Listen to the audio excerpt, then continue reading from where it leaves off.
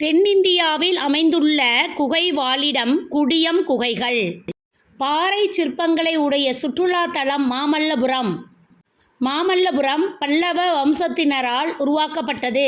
மாமல்லபுரத்தை உலக பாரம்பரிய தளமாக அறிவித்தது எது? யுனெஸ்கோ. தொன்மையான சோழ கிராமம் எது? உத்திரமேரூர். உத்திரமேரூர் காஞ்சிபுரம் மாவட்டத்தில் உள்ளது. உத்திரமேரூர் கோயில் கல்வெட்டுகள் கிராமப்புற சுய ஆட்சியை பற்றி விளக்குகின்றன. 1566ஆம் ஆண்டு சின்னபொம்மி நாயக்கர் திம்மாரெட்டி நாயக்கரால் வேலூர் கோட்டை கட்டப்பட்டது.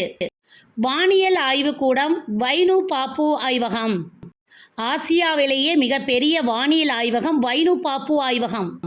வைனு பாப்பு ஆய்வகம் காவலூரில் அமைந்துள்ளது. ஆரோவில் சோதனை நகரம் என்று அழைக்கப்படுகிறது.